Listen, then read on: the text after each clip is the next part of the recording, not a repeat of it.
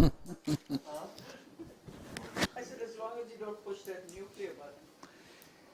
All right, what we are doing is we're starting a new sub-series, and the sub-series will be 4 meetings most likely. But next meeting for this group is the last one for the season, so we'll probably have 2 this spring and 2 this fall. And I'll no doubt give you a really big assignment for over summer. As usual. Yeah. Okay, since we're starting with a new series, we should try to put it into perspective in the big picture that we're looking at. We're looking at aspects, and we're looking at aspects with trying to make an accentuation of a spiritual viewpoint of astrology. And the first thing that we did is that we looked at the abstract mathematical basis of the aspects, and we looked at that with spiritual geometry. And we tried to see the aspects in terms of eternal mathematical ideas. And then we took a section with people that represented classics for each of the geometric aspects. Then we started a second subsection or sub-series, and that was a dynamic look at aspects. We looked at the cosmos as being always changing, every moment changing, and everything in it changes with regard to every other thing. And that includes 2 planets changing with respect to each other.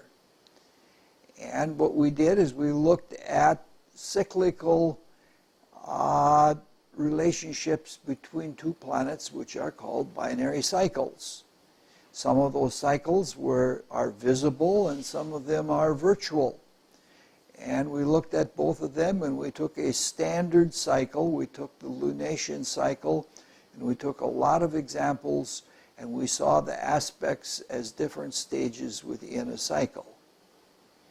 Then we went to the third subsection, and the third subsection was sort of another static view of aspects, but we looked at it a special type of stasis, and that is the astrological mandala. And we said that the astrological mandala is the standard.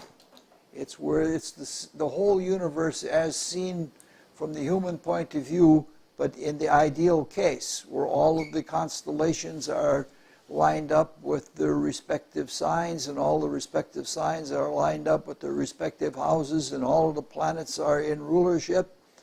And in that, the aspects are implicit in the geometric relationships between the cusps. And then we looked at many, many, many horoscopes. We looked at all the mandalic classics, taking Mars as the starting point, because Mars rules the first degree of Aries. And then we looked at first Venus relative to Mars, and then Mercury relative to Mars, and then the moon square to Mars, and then the sun trine to Mars, and we worked our way around the zodiac, looked at many, many of them. And then what we did is we took the mandala and we laid the aspects right on the front of the mandala. That's what we did the last time. And we also looked at elementation in the mandala and how that related to aspects. So the whole idea is since most people don't get to look at a lot of horoscopes. Normally, it used to be said among astrologers that it takes 10 years before you know what you're doing with astrology, because it's such a big world, and until you've done enough of it, you don't have a grasp of what you're working with. And so, since most of us don't have a chance to do that, we look at the family horoscopes and maybe a friend or two. We don't have that. So this is why we're looking at as many horoscopes as possible to be sure that you have some feel of what it's like to look at a horoscope. All right, now we're entering into the new subsection, and it's going to be estimation and things of that nature that we're going to work with. The aspects are about modes of activity, and they represent the tools of consciousness that we have, and we're trying to see how those tools get applied to life. Our ultimate end is to understand people, and to understand people relative to the purposes and ends of the evolutionary creation. Now, we can do that by looking at the generals or the specifics of aspects in a horoscope. So what we're going to do is we're first going to look at the generals. We're going to look at, we do that a lot. For example, I'll give you a statement of a general and of a specific. We may say of someone, he's a good athlete. Or we may say that she has a lot of artistic talent. Those are very general statements. Specifics are, she's an excellent basketball player. That means not just an athlete, but a specific kind of athlete. Or we would say that he's a skillful sculptor. Now, understanding both generals and specifics are necessary to understand someone. Unfortunately, most astrologers never look at generals, and because they never look at generals, they don't get a very good idea of what character is like. Now, what we're going to do is we're going to look at general things first. And the way we're going to look at general things is by a method that is called test and profile.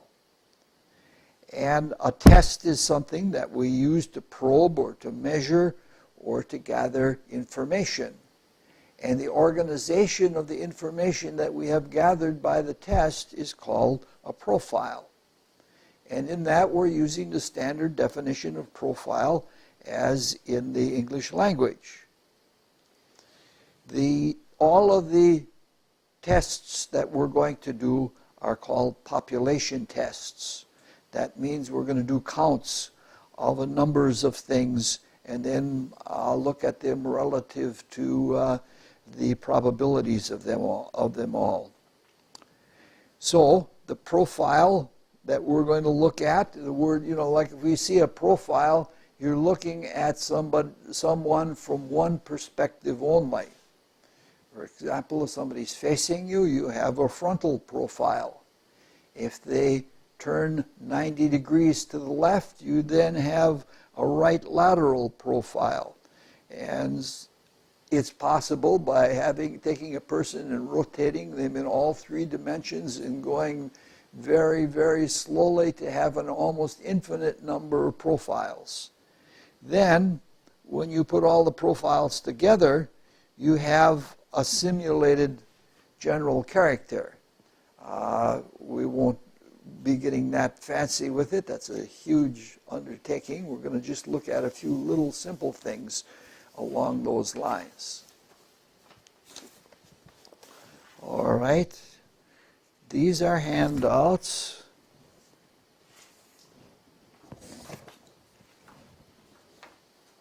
Hang on to them because we're going to use them all the way until next fall. Now, if you look on pages 5 and 6 of the handouts,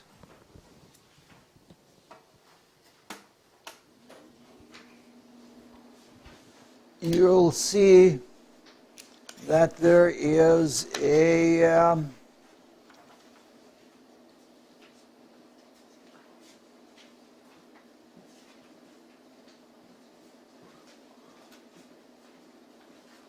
all right, this is a profile profile index, and this is what we're going to be working with. The third column is a conspectus. The first two columns, the test is the type of test that one does. The profile is the result of that test, and a conspectus is a short one-liner that tells you what you got out of the test and profile. There is another column way to the far right called the notes column, and that's if you're doing an extensive dossier of someone that'll maybe have 60 or 100 pages to it. You want to be able to, the notes that you take when you ponder this, you'll put them on a given page, and the index will refer to them. We're not going to be doing anything that elaborate, so we won't get to that. Now, there are four groups of tests and profiles. There's the attitude test and profile. There's the opportunity test and profile. There's the action test and profile. And there are the focus tests and profiles. We're only going to be doing one section. We're only going to be doing numbers 11 through 15, which are the action profiles, because the aspects are all about actions and the kind of actions that we take in different circumstances or in life in general, and that's the only thing we're going to work with. This is done, a much greater work of this is done in the intermediary course that I offer on rare occasions. It's called Character Appreciation with Astrology, and by the end of summer there should be a complete course that you can downline or have downline loaded or be able to downline load it yourself. It's over 100 talks, and the book, by the time it's done, will be very, very thick. It'll be at least 400 or 500 pages thick, and it'll be an ebook. So I'm hoping that I'll get that done by the end of summer. All right, we're going to look at the horoscope tonight of Margaret Thatcher.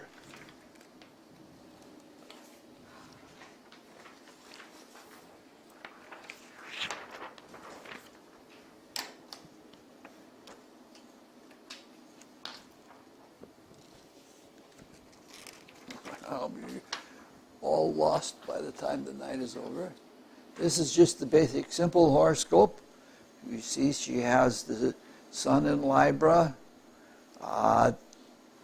Saturn in Scorpio rising, the Moon void of course in Leo, but conjoined to Neptune, a very visual moon. And it's an interesting chart. There's a very strong trine between Pluto and Saturn. There's a very strong aspect between Mercury and Neptune. All right, so those are some of the basic features. So, What if forced it's an aspect with Neptune? because it doesn't culminate an aspect until it enters the next sign. That's the definition of void of course, is that when it culminates an aspect. All right. So the first test we're going to do is, I need about 8 arms and 6 chairs or something like. First test we're going to do is the activity test. And the activity test is the total number of aspects that there are in the horoscope. All right? And this is the same horoscope, but just a different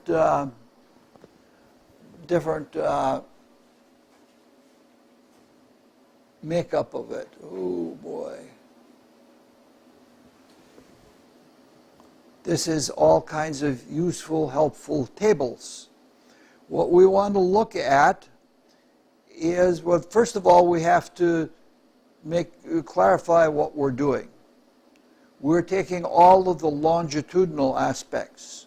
That is the geometric relationship between the planets that are on the ecliptic. There is also a declinational set of aspects called the parallels, or the parallel family, but we won't be doing that tonight. That'll be in the next section that we do, that we start looking at parallels and get a little bit more, go a little bit more into depth with it in that way. We're looking at longitudinal aspects only, and we're staying as simple as we can be. We're saying that they have to have 6-degree orbs, no more than 6 degrees. Though for some of the tests we allow a half a degree for application, but you don't have to do that. Now, what we're doing is something that you have to take time and get used to. If you use different orbs, you can do that, but then you're using a slightly modified system, and you then have to get the feel of what each of these tests and profiles mean. By getting the feel, it means to say, well, if somebody has 18 aspects in the horoscope, what does that really mean? And unless you've looked at a lot of horoscopes with people with fewer or more aspects than 18 horoscopes, you don't know what it means. Now, on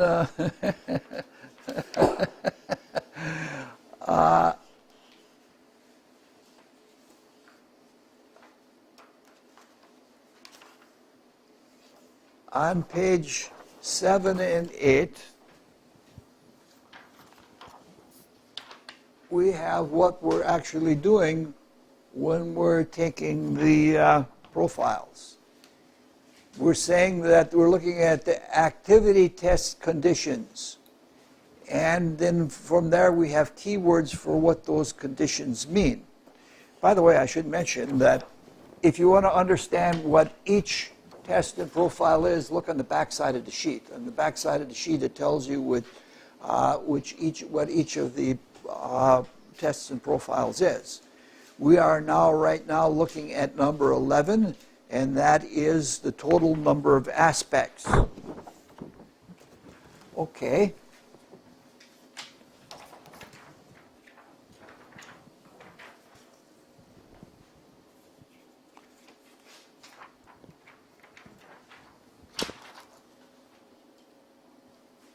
All right, we don't need to look at the whole horoscope. We're looking at the table in the lower right corner. If you look at that table, it has like a diagonal running through it. Everything that is below the table, the diagonal, is for declinational aspects, for different kinds of parallels and contraparallels and things like that. Everything that is above is the longitudinal.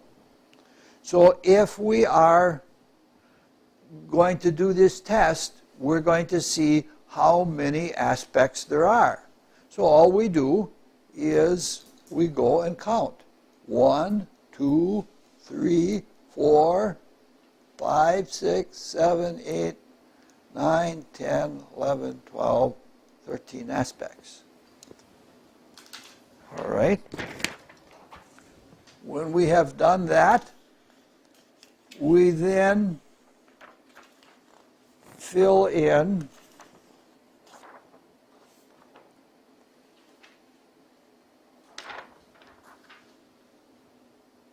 the sheet.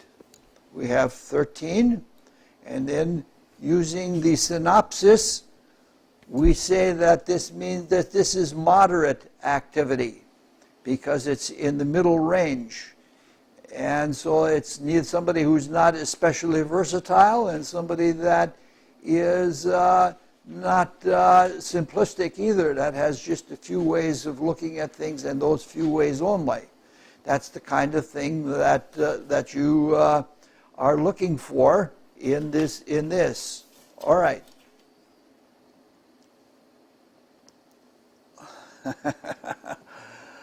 How to say this? When you're looking at the test and profile for activity, there is not a good thing or a bad thing. It's simply a matter of preference. Some people prefer to have few tools and use them for everything.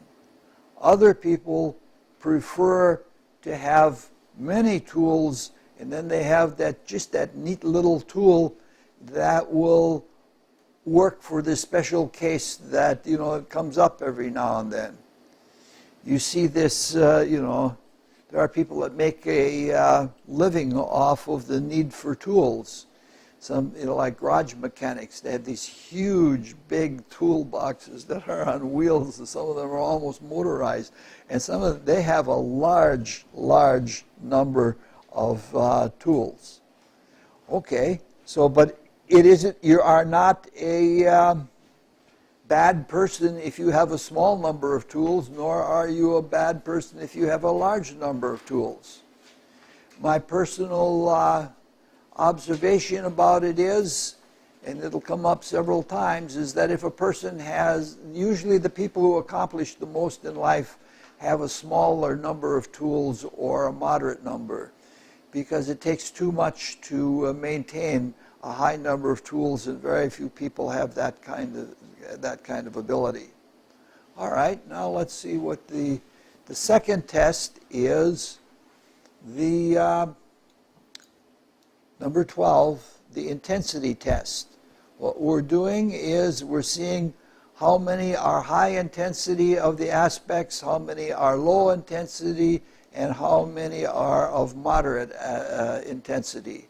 Again, if you look at the opposite side of the sheet,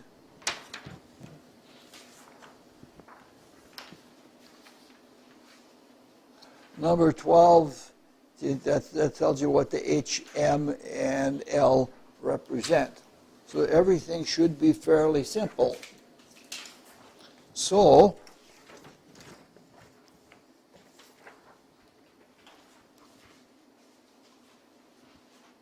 it says here that if it is 4.5 to 6.5 degrees applying, or 4 to 6 separating, that's low intensity. Or if it's 4.5 to 2.5 applying, or 2 to 4 separating, that's medium intensity. And from 2.5 degrees applying until 2 degrees separating in that central area is high intensity. And then it gives you some brief notions. High intensity is things that are much more obvious, much more distinct, and sometimes there's a lot of specialization that takes place. With lower intensity, things that are faint and weak, and they're more generalized, but sometimes they're difficult to access because they are almost feeble. So what we want to do is we want to fill out this profile. Richard, Yes, sir. I've given you a chair there to put. Yeah, that's all right. I'll get him on the floor here. He says he's crazy. He's crazy.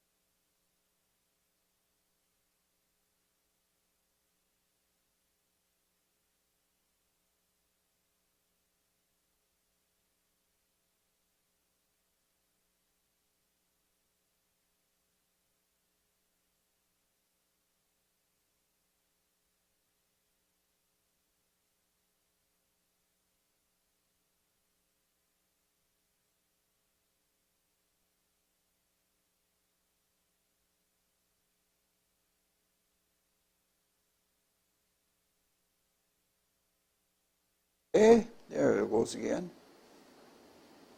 Yes. I don't know what happened. Okay. Maybe I'll just take the darn thing off and put it on the chair. Maybe what's happening is when I'm bending over that I'm somehow affecting it. Now, just so I don't walk away from it. Yeah, when you reach the other side, it'll probably pull off. So. All right. Is it showing up? Yep. Okay. All right. Usually, the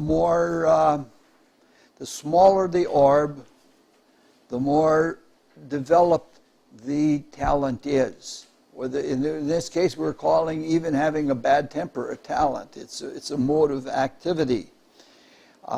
Usually, when you have a highly developed aspect, it not only means that it's well developed, it means it is narrowed in its focus.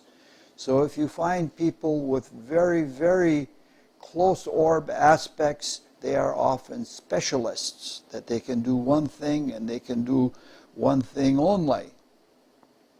So all of this is done by the computer. It's all simplified for us.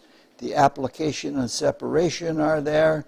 And if you, without too much work, you could have the computer do all of this work. It could make up all of these tables. However, because there's not universal agreement about this, it's not likely to ever be incorporated into an astrological program. All right. The whole idea is getting a feel for it. Now, if we're looking at intensity, it is again neither good nor bad, because a high intensity aspect can be a good thing or it can be a bad thing. If you are something like a autistic savant, it's not really a good thing. You have this one talent that you can do, and you can do to perfection with no problem, but that's all you can do. There are people who can do amazing mathematical calculations in their head, but they can't dress themselves. You know, that's what a high intensity aspect is like. And some people just don't have too much talent at doing anything. Reminds me when I tried to play baseball when I was a kid. They didn't want to put me on the team because I couldn't do anything in any position on the field. All right. Now the thing about this is we have done 11 and 12. As we go down from 11 to 15, the importance decreases, so that by the time we get down to the phase test and the phase profile, it's pretty much not of high importance. In fact, some astrologers wouldn't even look at it at all. All right. So each test and profile is less important than the ones before it. And after the first three, they drop off sharply. So if you want to do only 3 tests, you just do 11, 12, and 13, and then forget about the 14 and 15. Some people do that in their head when they first look at a horoscope. They do the counting in their mind, and then they don't do any more beyond that. Now it turns out that in some cases, the lower significance tests are important. If you have something very, very unusual, and for me the classic case is with the phase test. There is a horoscope of someone who has every single aspect in the chart in second phase. And that entire day, every aspect in the heavens was in second phase. And we know that we call second phase the destructive phase, and that happens to be the day that George Armstrong Custer was born. Now that means that it's a low, it's of low significance, but if you have something really rare, like you have 15 and 0, then it becomes more important. You know what I'm trying to say is just as a matter of judgment, don't be too religious about this. Just use intuition or just use good sense and get the work that way. Come to the final conclusions that way. All right. We're now looking at number 13, which is the quality test and profile. Now, when we looked at the geometry of each of the aspects in the very beginning of this course, we saw that each geometric figure had a character that was all of its own. And sometimes, though, the character of some aspects work more harmoniously with other aspects, or they are akin to them more than they are to other aspects. And the most common grouping of quality is a beneficent, malevolent, or variable, meaning the good aspects and the bad aspects, and those aspects that can be good or bad. So we're saying that this is pretty standard.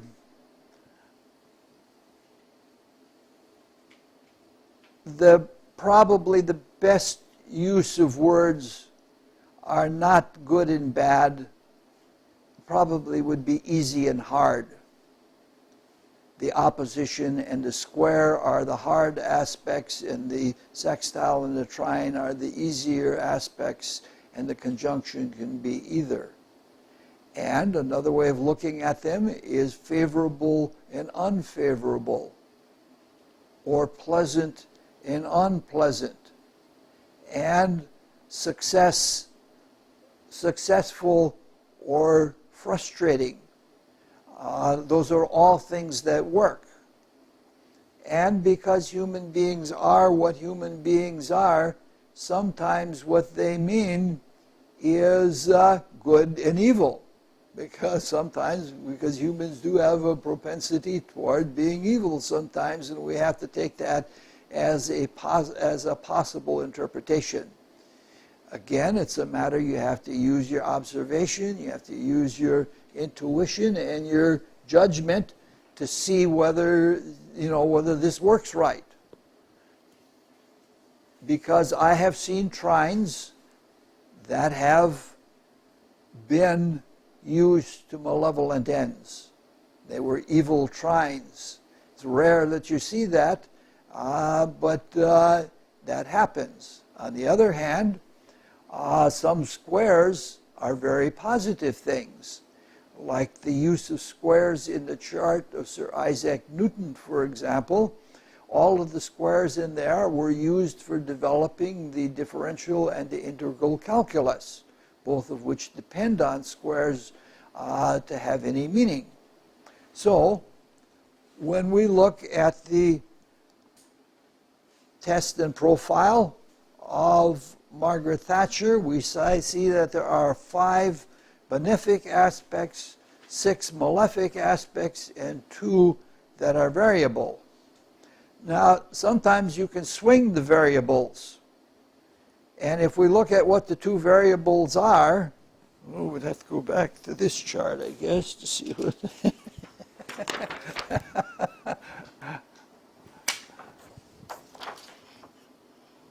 We see that there are 2 conjunctions. One is the Sun conjoined Mercury, and the other is the Moon conjoined Neptune.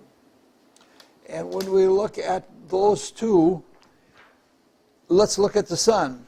The Sun forms a square, a sextile, a square, and that's it. So it has 2 squares and a sextile.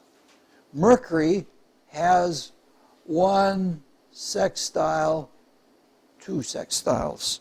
So there's an equal number of sextiles and squares, so we can't swing that conjunction through either planet, either through Mercury or the Sun. We can't swing it to being either benefic or malefic. But if we look at the other one, if we look at the Moon conjunct Neptune, Neptune forms 2 sextiles, and the Moon forms 1 sextile and 1 square. So there are 3 benefic aspects to 1 malefic aspect, all bearing on the same conjunction. So you can just about count that square, that conjunction, as a benefic, which would mean then that you could almost say that this was 6, 6 in 1 rather than 5, 6 in 2, but you'd have to do that in your mind because otherwise nobody would follow what you were doing if you put it on, wrote it down on the paper. All right, does everybody see what we've done? I'm confused about counting that one as a... Because one of the conjunctions, the 2 planets that are in that, each form more positive aspects, 3 to 1 positive aspects over negative aspects, and that makes the conjunction more likely to have a benefic effect rather than a malefic effect. And for the other one, it's about even Steven between benefics and malefics, so it remains a variable. All right. Yes, sir. Oh, okay. Oh, nice footprints will show. All right. Let's look at that while we're at it. There, footprints and all. And you see you got all of the keywords that you need. Everything is all done for you. I spent a lot of time, a lot of work the whole weekend I was working on this, and we come out all right. All right.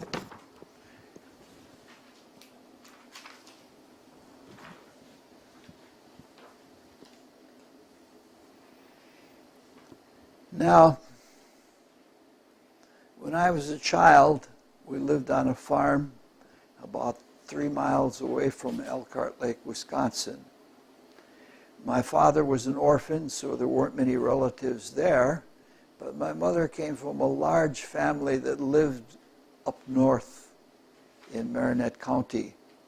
And during summertime, we would take trips up to see Grandma and Grandpa. And it was about 75 miles north, but going through Green Bay, especially when there were Packer games, it was slow. It was about a 2-hour drive. And for when you're children, a 2-hour drive is a long time to be sitting, and you get finicky and you fight with each other and things like that. We did all sorts of things to amuse ourselves. One of the things was that we played horses, if you know what horses is. You look out, one kid sits on one side of the car, one sits on the other side, and if you see, you get a point for each horse that is on your side of the road. But if your car gets past that horse and the person hasn't counted it, then you can steal it from the other side of the car. And a white horse counts for 10 points. But if you have a graveyard on your side of the car and the person on the other side of the car calls it, you lose all of your points. And of course you try to not count the horses until the last minute, and then you'd fight over whether the car got past it or not. And then you say, well, I had my arm back like that. And it was one of those kinds of things. But one of the things was that it took much longer to get to grandparents' place than it did to get back. And that is because there's anticipation and there's expectation, because you were always greeted with all kinds of love and everything like that when you got there. And so there was that anticipation. And that's what an applying aspect is like. It is anticipating, or you're looking forward to something, sometimes even with dread, If it happens to be one of the malefic aspects, you dread what's coming up next. And on the way home, you even slept a lot on the way home because it was relaxed. There was nothing but, going back to what you did the next day. I find that this is still true. That at my age, if I'm going somewhere, it takes longer to get there than it does to get back because that same subjective feeling is there. So what we're doing with the next test in profile is we are counting the number of aspects that are applying versus the number of aspects that are separating. And once again, it's all done for us on the, you see like here, Mars square Pluto is separating. It's, they're all fairly clear. We'd all have to move up closer to get the picture of it. So we have a understanding of what this test and profile does. Each one of the tests and profiles that we've looked at so far has something that we can relate to in life. Some people with the activity test are boring. They always do the same thing the same way, and they don't, they have that same kind of methodical quality about them. Some people have really, they're really intense about things, and some people are more relaxed and they can apply themselves or they can apply a principle with ease. Some people have many more faults or obvious psychological faults that they're trying to conquer in this life than they have seeming good points. And some people have lives where there is a mounting tension in life. Things are building up. Now, astrologers have done this. This was done about 40 years ago, that they got the Blue Book. And in the Blue Book, it was all people who had lived to be 80 years or more that were still around. The Blue Book used to come out every so many years. I don't even know if they print it anymore. I think that's a passé thing. But what they did, without even having the birth times, they took all of the people that were in 80 years of age or older, and they did their horoscopes, and they tried to find out what things there were in common that were significantly statistically that the things that were statistically significant. And what they came up was the only thing that they found in common that overall, over thousands of people, was that people who lived longer were people who had more separating aspects than applying aspects. And the conclusion that they came to when I think it's a correct conclusion, is that the people had more relaxation in their life. It was all, all aftermath. It was all after the struggles were over, and they maybe didn't care so much about life, and they weren't aiming for a goal and pushing really hard to get that goal. But it's a different kind of life. It's a kind of life that leads through its relaxation to greater longevity. We can see this is the first really significant test and profile that we have that stands out as in an unbalanced way, is that this is somebody who does come up through the ranks. Margaret Thatcher was not born to being on top of things in the world. She came up from a fairly common middle-class family, but her skills and her abilities and her influence in politics in England were something that grew and built. So we see that it is a very clear-cut test, and it is something that applies to her life. Now, the phase test is a little more difficult.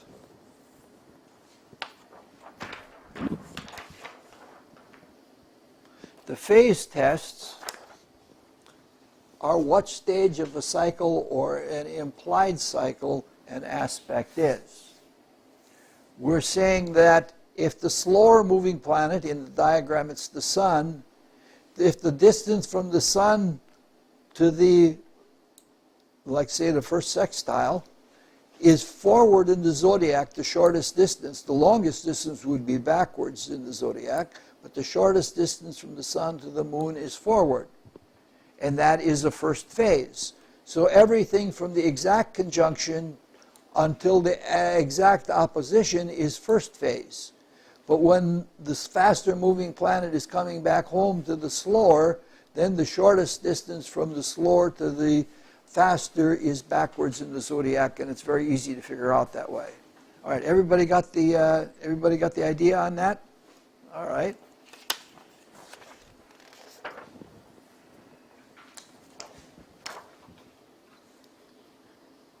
With the phase test, we're looking for things that are constructing, that are building, that are accomplishing. And in the second phase, things are more contemplative, things are much more internalizing, and things of that nature. All right. Now, we cannot use...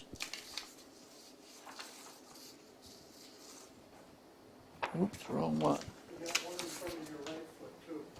Yeah, I know. We can't use the table this time because it isn't done for us by the computer. It could be done, but I doubt that many programmers want to spend time doing that. They do other things these days, like doing a lot of statistical analysis of things. But it's fairly simple to do this. Let's take some examples here. The first aspect is the Sun square Pluto. There is Pluto, there's the Sun. The slower moving planet is Pluto. The shortest distance from Pluto to the Sun is forward in the zodiac. So that is a first phase. The next aspect is Neptune. Neptune is in Leo, the Sun is in Libra, and the shortest distance from Neptune to the Sun is forward. So that's first phase. If we look at the next aspect, it's Jupiter. Here's Jupiter, which is a slower. It takes Jupiter about 11.5 years to go around the zodiac. It takes the Sun 1 year. So the shortest distance from Jupiter to the Sun is backwards in the zodiac, so that is a second phase aspect. And so when we go through and do all of them, we end up again with 9 and 4.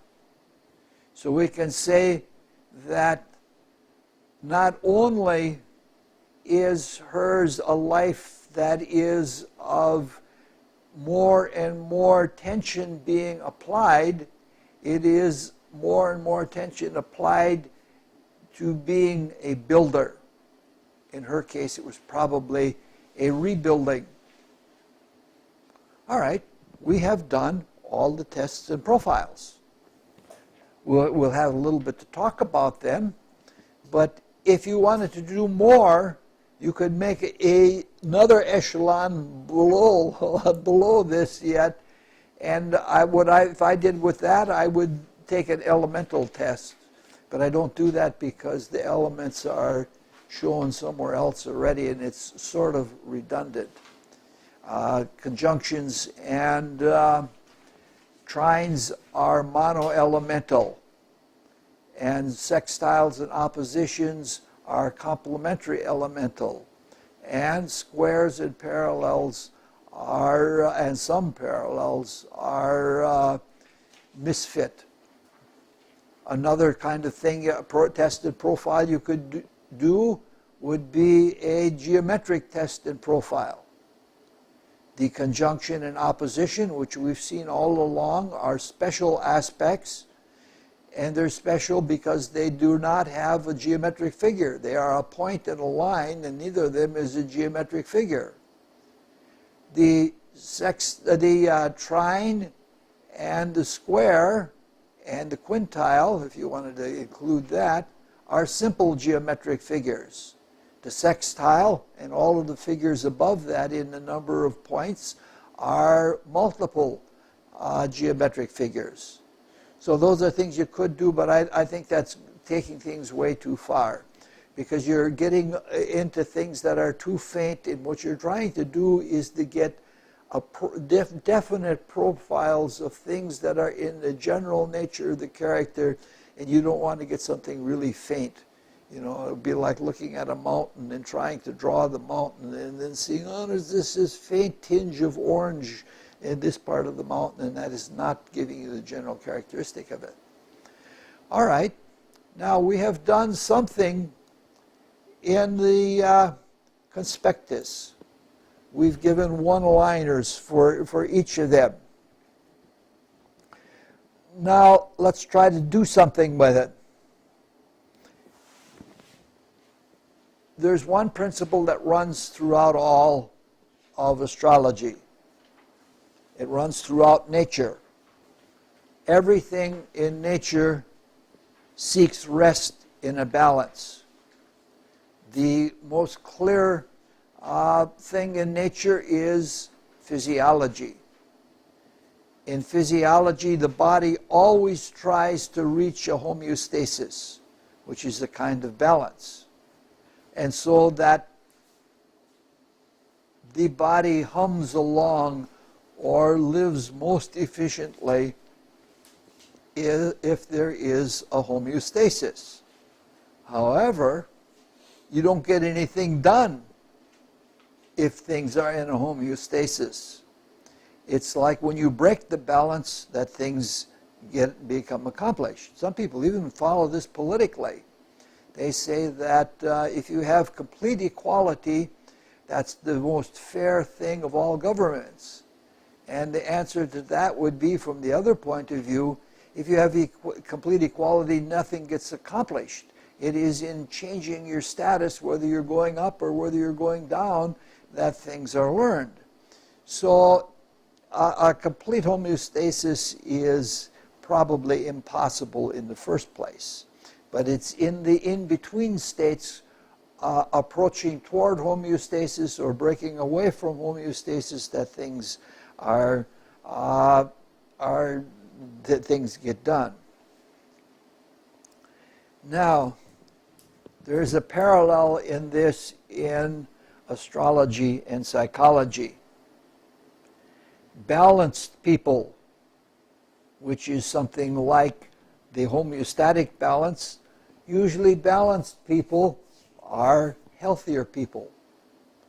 And they should be most capable of accomplishment in almost any direction. They should be almost like a ball bearing. A ball bearing can go any direction very easily, just being nudged, and no direction is more favorable than another. It all depends on what the circumstances are. But it doesn't work out that way. The achievements in life, the people who accomplish great things, are people who are out of balance. Not extremely out of balance, but enough out of balance so they can get something done. George Armstrong Custer was extremely out of balance. So we see then, it's hard for an astrologer or a psychologist to really get into a person who's shaped like a ball bearing, because they're so balanced. There's no distinction that you can use to unravel the consciousness of what they're like inside. Fortunately, when somebody is like a ball bearing and they are that balanced in all directions or all three dimensions, they don't usually need psychiatrists or they don't need astrologers, so we aren't bothered too much by having to solve something that's impossible in the first place. All right, so we're saying this because we're now trying to understand what all of these profiles mean and what they mean relative to each other. When we look at the activity of Margaret Thatcher, it's right in the middle of the middle. And there's nothing you could say about that. It's like it's so average that there are no words to talk about it beyond average. Brilliancy comes in special circumstances. Low activity people, some of those that have below 9 for the activity total, they're predictable. But it doesn't make any difference that they're predictable because they're usually so proficient at what they specialize in that you can't beat them anyway. Whereas if you take people that have like 18, 19 aspects, you don't know which one they're going to come with, but none of them, but usually they're not all as strong as each other, and not that, you spend all your time trying to select what tool you're going to work with, and you don't get anything accomplished.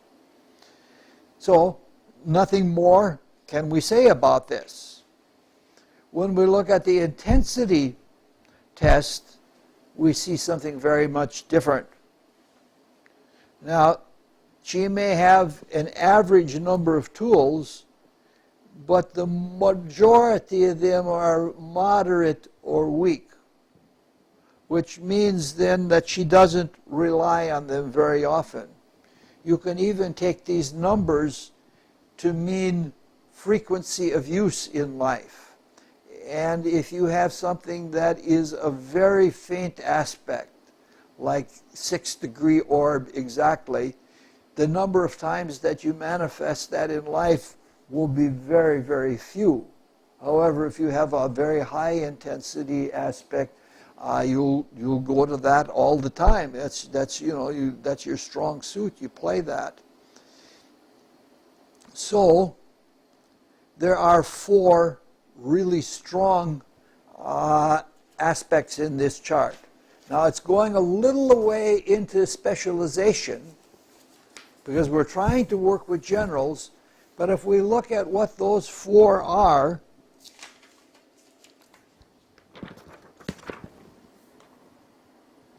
it's quite revealing. It's quite revealing. Oops. The 4 are the Saturn trine Pluto, Jupiter. Jupiter. No, that's not that one. That's this one here. Saturn sextile Jupiter, Jupiter opposite Pluto. We see that all of them, the other one is the Moon and Neptune, all of the really, Mercury and Neptune, I'm sorry, all of the really strong aspects involve planets that are from Saturn out.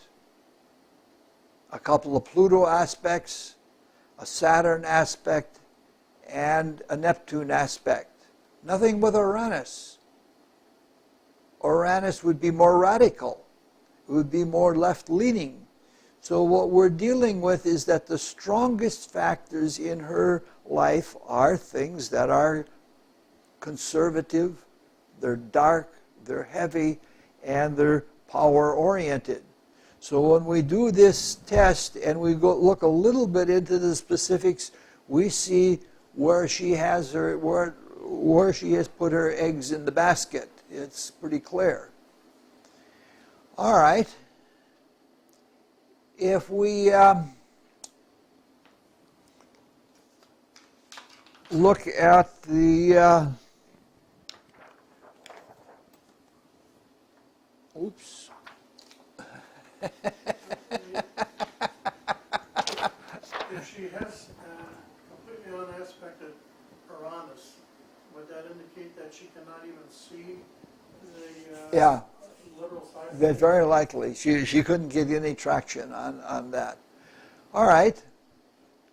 we noted earlier that there's almost perfect balance when you swing one of those conjunctions, one of those variables. We're looking at number 13 now, that's almost perfectly balanced.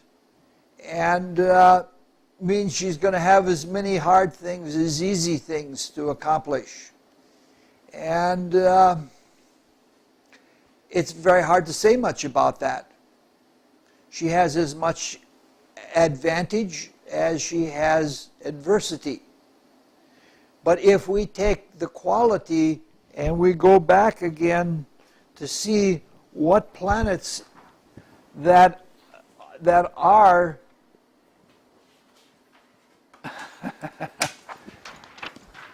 if we look at those really strong planets again, we see a sextile, a trine, one opposition, and a sextile. And this is saying that the weighting of the 4 strong planets are such that even though there is, even though there is a general balance in the quality among the benefics, among the 5, 3 of those 5 are 3 of the strongest aspects. So this is saying that she's going to have more of an easy ride of things than a hard ride of things. It's somewhere between a general and a specific, but it gives you good understanding of how things work in her life. All right.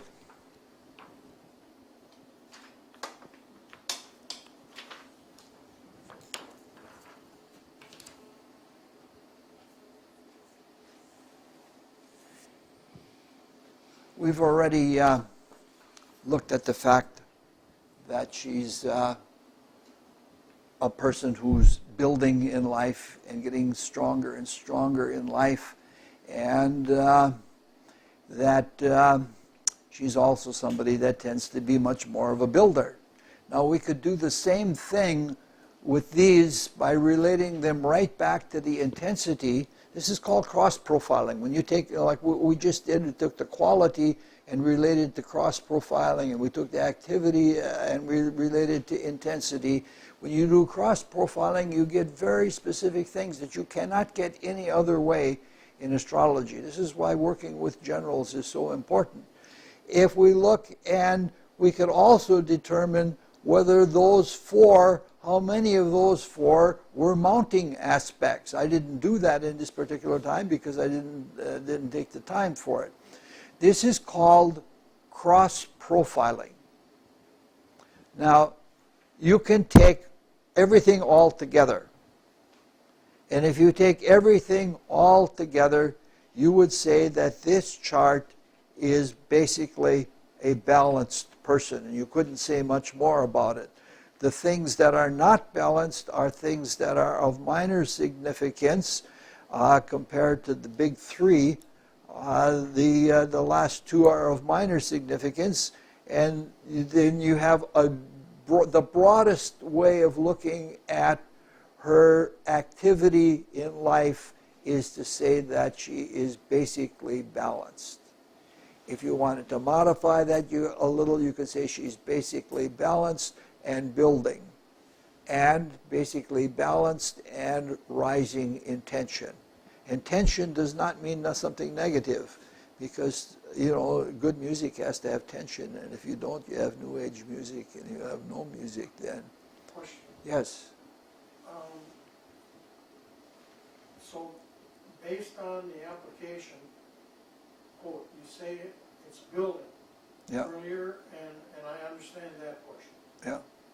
Earlier you said it was probably rebuilding. Is Yeah. that based on the fact that It's much of the stuff was dealt with dark planets and there was nothing Uh, for Uranus?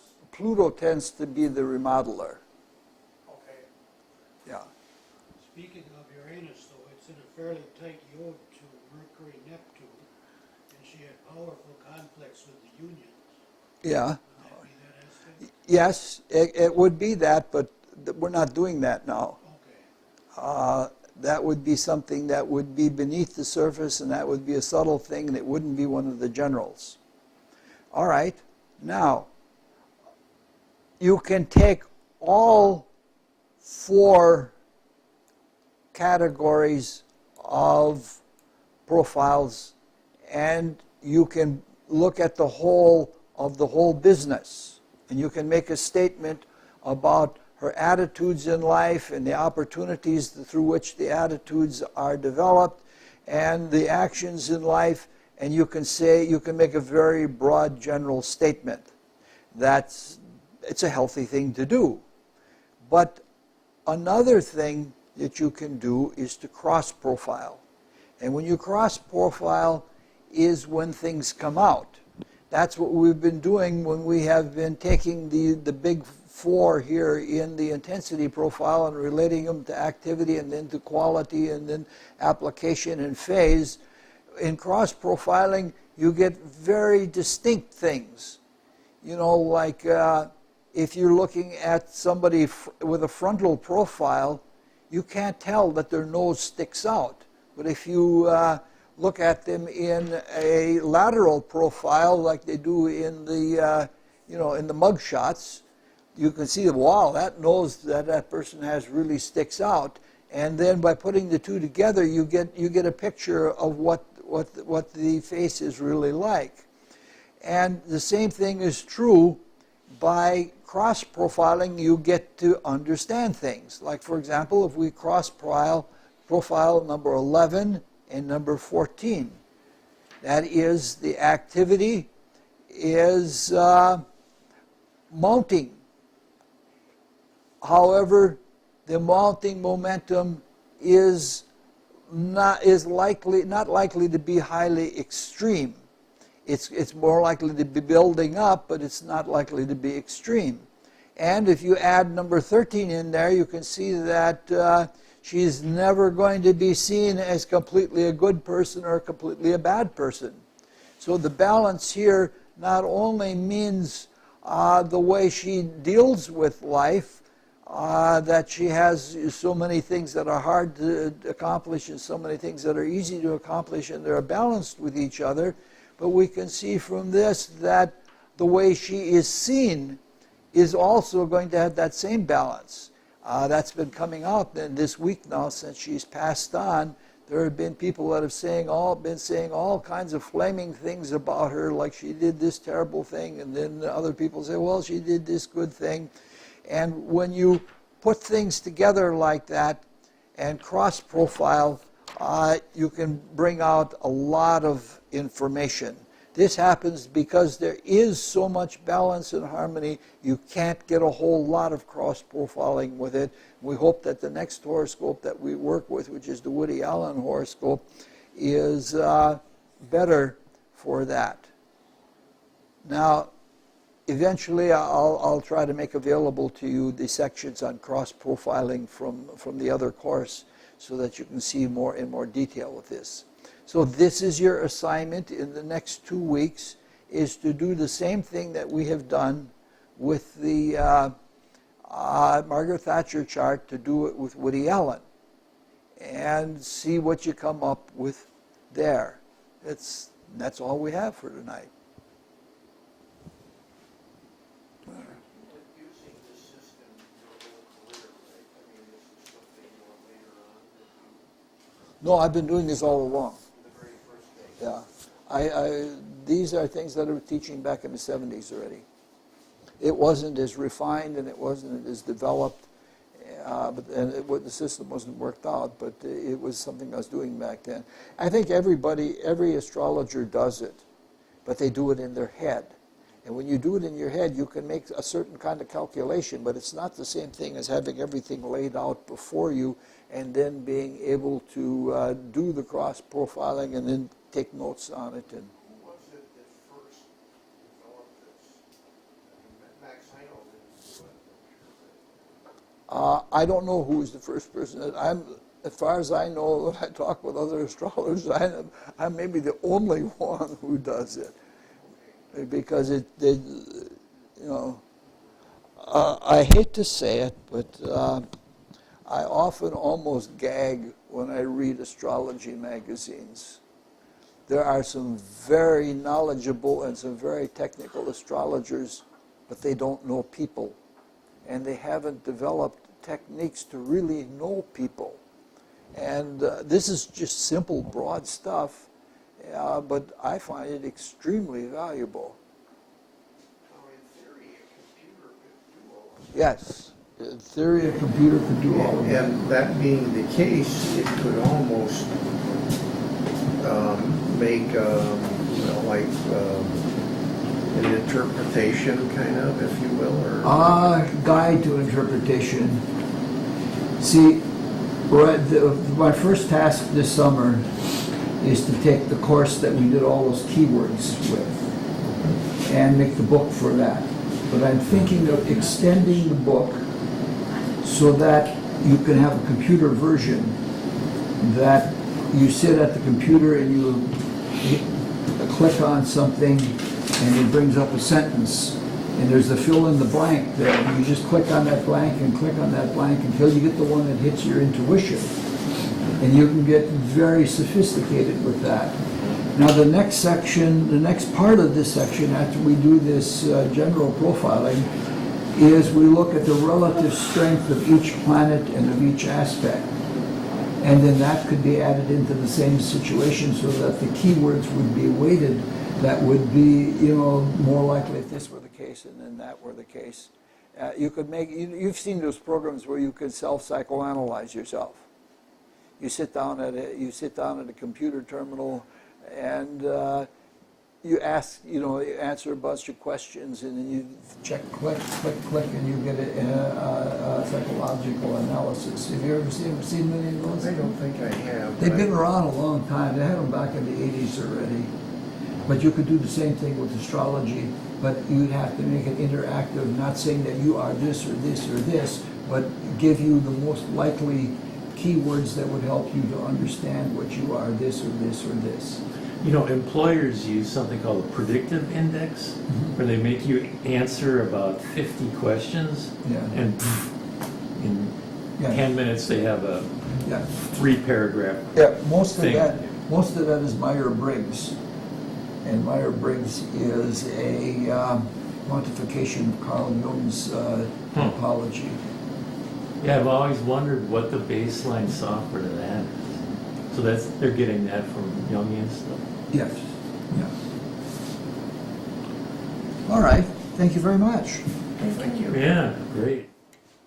I remember years ago, I don't know if I have this right, that you said something to the effect that people who have more aspects tend to be older, their souls have been more incarnations.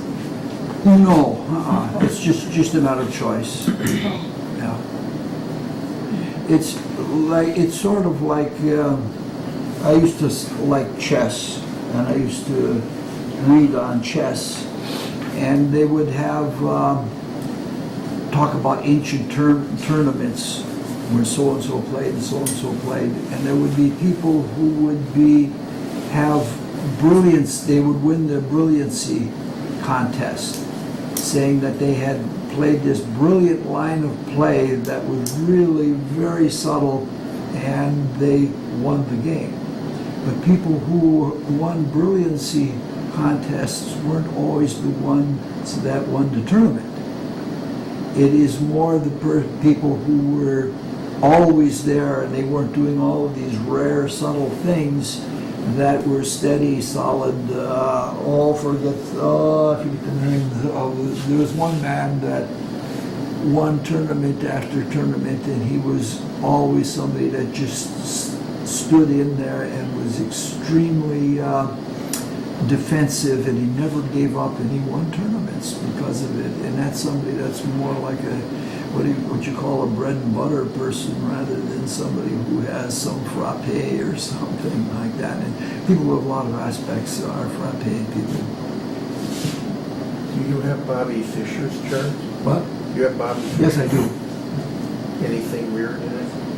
I don't remember it. I've looked at it, but I don't remember it anymore. When I go through the things the next time, we'll do that. All right. Now, mind you, next time we're gonna look a little bit at the Woody Allen that we just did, and then we're gonna start going into estimating the strengths of aspects and the strengths of planets. And so we've got, we got a lot of tedious